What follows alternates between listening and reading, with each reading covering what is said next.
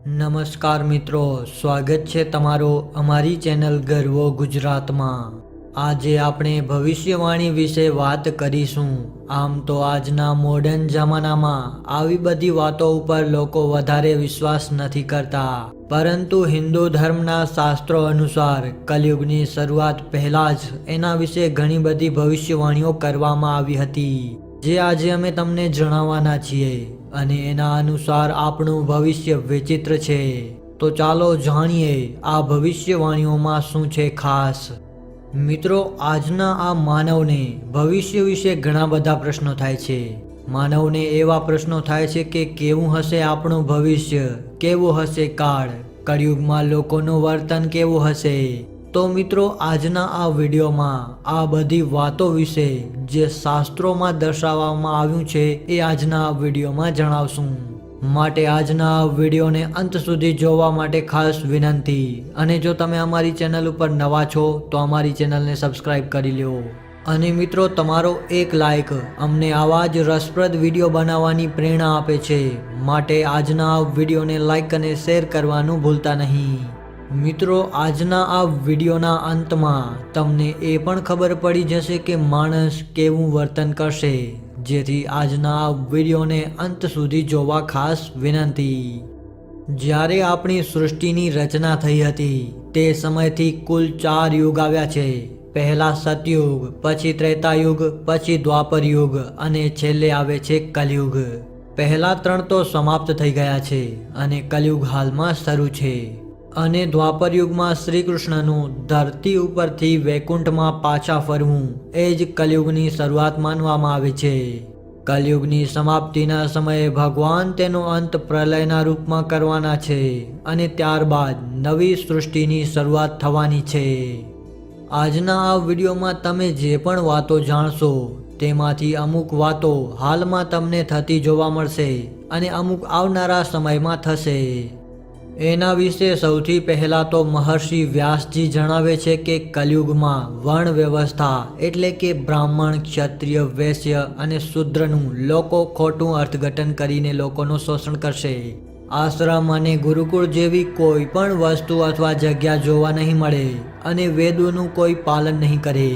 કલયુગમાં લગ્નને ધર્મ નહીં માનવામાં આવે, એટલા માટે છૂટાછેડાનું પ્રમાણ પણ વધતું જાય છે। આજના આ સમયમાં જે વર્ણ વ્યવસ્થા છે એટલે કે બ્રાહ્મણ, ક્ષત્રિય, વૈશ્ય અને શૂદ્ર લોકો તેનું ખોટું અર્થઘટન કરી રહ્યા છે અને આજના સમયમાં ગુરુકુળ કે પછી આશ્રમ જેવી કોઈ પણ જગ્યા નથી રહી અને આજના આ સમયમાં વેદોનું પણ પાલન નથી થતું, તેમજ શિષ્ય ગુરુનો આદર નહીં કરે, પુત્ર તેનું પુત્ર ધર્મનું પાલન નહીં કરે, એટલા માટે આટલા બધા વૃદ્ધાશ્રમ ખોલવામાં આવે છે।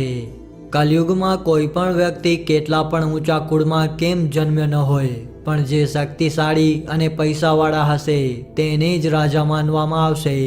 અને તમામ કોમના લોકો પોતાની કન્યાઓને વેચીને પોતાનું ભરણ પોષણ કરશે। આ બધું આજના સમયમાં સાચું પડી રહ્યું છે। આજના સમયમાં ઘણા બધા વૃદ્ધાશ્રમો પણ ખોલવામાં આવ્યા છે અને કલયુગમાં કોઈ પણ વ્યક્તિ ઊંચા કુળમાં કેમ જન્મ્યો ન હોય, પણ જેની પાસે શક્તિ છે અને પૈસા છે તેને જ રાજા ગણવામાં આવે છે। મહર્ષિ વ્યાસજી આગળ જણાવે છે કે કલયુગમાં લોકો પોતાની શ્રદ્ધાથી અનુષ્ઠાન કરશે, જેમાં પૈસા, ઉપવાસ, મહેનતને ધર્મ માનવામાં આવશે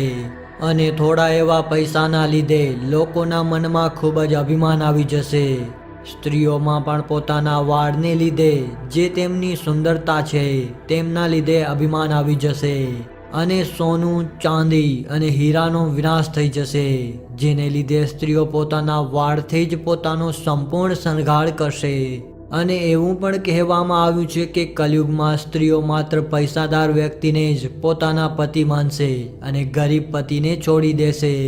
જે પુરુષ વધુ પૈસા આપશે તેને સ્ત્રી પોતાનો પતિ બનાવી લેશે। મોટા ભાગના પૈસા ઘર બનાવવામાં જ પૂરા થઈ જશે, તેને કારણે દાન પુણ્યનું કામ પણ નહીં થાય અને સંપૂર્ણ પૃથ્વી ધનના સંગ્રહ ઉપર ટકી રહેશે। મોટા ભાગના પૈસા મનોરંજનમાં જ ખર્ચ થઈ જશે, આથી કોઈ ધર્મ કર્મનું કામ પણ નહીં કરે। આજના આ સમયમાં લોકો પોતાની શ્રદ્ધાથી અનુષ્ઠાન તો કરે છે, જેમાં પૈસા, ઉપવાસ અને મહેનતને જ ધર્મ માનવામાં આવે છે, અને મિત્રો થોડા એવા પૈસાઓના લીધે લોકોના મનમાં ખૂબ જ અભિમાન પણ આવી જાય છે અને સ્ત્રીઓ પોતાના વાળને પોતાનું અભિમાન સમજે છે અને આજના આ સમયમાં સોના ચાંદી અને હીરા જેવી વસ્તુઓનો તો વિનાશ થઈ ગયો છે એટલે કે આ બધી વસ્તુઓ લુપ્ત થઈ ગઈ છે અને આજની જે સ્ત્રીઓ છે એ પોતાના વાળથી જ પોતાનો શણગાર કરે છે અને જો કલયુગની સ્ત્રીઓની વધારે વાત કરીએ તો કલયુગની સ્ત્રીઓ માત્ર પૈસાદાર વ્યક્તિને જ પોતાના પતિ માને છે અને જે ગરીબ પતિ હોય છે તેને તરછોડીને છોડી જાય છે આજના આ સમયમાં કોઈની પણ લાગણી કરતાં પૈસાને વધુ માન આપવામાં આવે છે અને આજના આ સમયમાં પૈસાને જ ભગવાન માનવામાં આવે છે જેમની પાસે પૈસા વધારે હોય છે લોકો તેમને માનથી બોલાવે છે અને જે લોકો ગરીબ છે તેને લોકો તરછોડી દે છે અથવા તેનું અપમાન કરીને તેને બોલાવતા પણ નથી અને મિત્રો આજના આ સમયમાં મનોરંજનના સાધનો એટલા બધા વિકસી ગયા છે કે જેના માટે ઘણા બધા પૈસા ખર્ચ કરવા પડે છે પણ મિત્રો તમે બધા જાણો જ છો કે મોટા ભાગના લોકો મનોરંજનના આ સાધનો ઉપર ઘણા બધા પૈસા ખર્ચ કરે છે આથી જ કોઈ લોકો ધર્મ અને કર્મના કામ પણ નથી કરતા અને ઘણા બધા પૈસાનો વ્યય પોતાના મનોરંજન માટે કરે છે તમને જેમ આગળ કહ્યું હતું કે આજના આ સમયમાં ઘણી બધી એવી વાતો અમે જણાવીશું જે સાચી પડી રહી છે તો મિત્રો આ બધી વાતો છે જે આજના આ સમયમાં સાચી પડી રહી છે અને મિત્રો આજના આ સમયને લગતી ઘણી બધી ભવિષ્યવાણીઓ ઘણા બધા વર્ષો પહેલા કરવામાં આવી હતી જે આજે સાચી પડી છે મિત્રો કલયુગની જે સ્ત્રીઓ છે એ પોતાની પસંદ પ્રમાણે જ આચરણ કરશે અને ભોગવિલાસમાં તેમનું મન લાગેલું રહેશે જે લોકો અનીતિથી પૈસા કમાશે તેની ઉપર જ સ્ત્રીઓનું મન લાગેલું રહેશે હવે મિત્રો કલયુગની એવી ભવિષ્યવાણીઓ તમને જણાવીએ જે આવનાર સમયમાં થશે કલયુગ વિશે થયેલી ભવિષ્યવાણીઓમાં એવું પણ જણાવવામાં આવ્યું છે કે કલયુગમાં પૂર અને સૂકા દુષ્કાળ જેવી પરિસ્થિતિઓ ઊભી થતી રહેશે માણસનું ધ્યાન આકાશ તરફ જ લાગેલું રહેશે ભીષણ કલયુગમાં વરસાદ ન થવાને કારણે ખાવા પીવાની કોઈ પણ વસ્તુ નહીં રહે એ કારણે ઘણા બધા લોકો તપસ્વીઓની જેમ ફળ ફૂલ ખાઈને પોતાનું જીવન વ્યતીત કરશે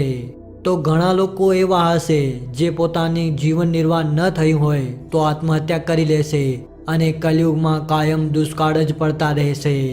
તો મિત્રો આજના આ વિડીયોમાં આપણે વાત કરી કલયુગની હમણાંના સમયમાં સાચી પડેલી ભવિષ્યવાણીઓ અને હવે જે આગળના સમયમાં ભવિષ્યવાણીઓ સાચી પડશે એની પણ વાત કરી તો મિત્રો આજનો આ વિડીયો તમને કેવો લાગ્યો એ અમને કોમેન્ટ કરીને જણાવજો અને જો તમે અમારી ચેનલ ગર્વો ગુજરાત ઉપર નવા છો તો અમારી આ ચેનલ ગર્વો ગુજરાતને સબસ્ક્રાઈબ પણ કરી લેજો અને હજી સુધી તમે અમારી ચેનલને સબસ્ક્રાઇબ નથી કરી તો જલ્દીથી સબસ્ક્રાઇબ કરી લેજો અને બાજુમાં આવેલો જે બેલ આઇકોન છે તેને પણ ઓન કરી નાખજો જેથી કરીને અમે કોઈ રસપ્રદ અને નોલેજેબલ વિડીયો અપલોડ કરીએ તો તેની માહિતી સૌથી પહેલા તમને મળી જાય તો આપણે ફરી મળીશું આવા જ એક બીજા વિડીયોની સાથે ત્યાં સુધી જય હિન્દ જય ભારત।